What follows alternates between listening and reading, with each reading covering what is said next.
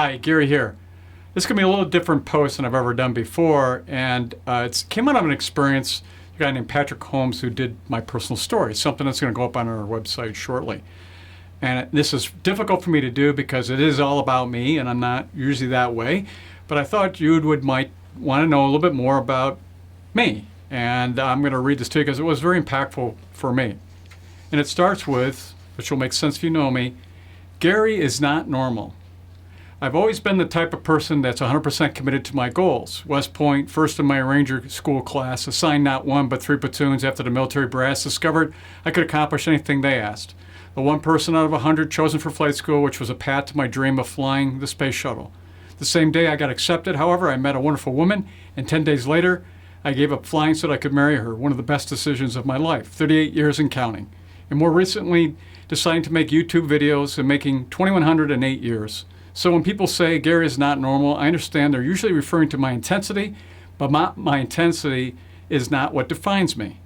My purpose defines me, and I first experienced my purpose at 9 years old. I grew up outside of Syracuse, New York, in a blue-collar Italian community. My father, one of the few white-collar men, worked across town as an engineer. My mother controlled her small army of children, 10, housed in a 3-bedroom home with a Spartan-like strictness. You did what you were told, worked continually, became a jack of all trades, ate and slept sparingly, didn't complain, and if your arm was chopped off, you found a way to keep working. It was a very extreme upbringing, but I loved the push to be my best. Anyhow, at 9 years old, I'm sitting at the kitchen table with my family when Mom declares, "Kids, your father got paid today, but all the money is spent. Fortunately, he has a dime in his pocket, so if something happens to him out in the world, he can call and we can go get him. But there's no money until he gets paid again in 2 weeks, so we'll have to make do." I hear this and I feel scared and worried. It made me determined to get a paper route. My older brother had one and he made $12 a week, so I figured I could do the same. I could help solve our family's money problems. It took 2 years of begging, but Mom let me get one at 11. The first thing I did was knock on each one of my 105 new customers' doors to ask, "Hi, where would you like your paper delivered? And I'll be collecting payment on the weekend, so what time do you not want me to bother you?" My instinct was to find out what my customers want and serve them exactly that way. My brother, on the other hand, delivered the papers and collected payments according to his convenience. We had the same number of customers, 105, but after just 2 weeks I was making $22 a week, twice as much as my brother because of added tips. I gave all my earnings to my parents and felt so happy and fulfilled by helping them solve their money problems.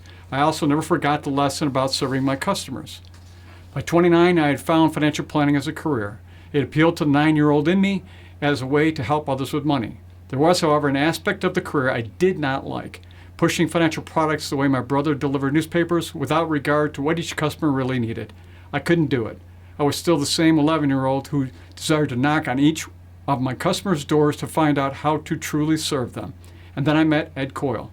I might have quit the industry had I not. Ed was a pioneer in financial planning and a legend for being customer-centric. He hated product selling and insisted upon genuine service, no matter what the cost or effort. So I joined his company and became a protege. Similar to my mother's Spartan household and West Point's way of turning boys into men, Ed's unique way of meeting customers' real needs and wants wasn't easy, but it was a perfect match for how I tick. I'd found my true purpose and way to serve. Today I'm privileged to be partners with Ed's son Kevin.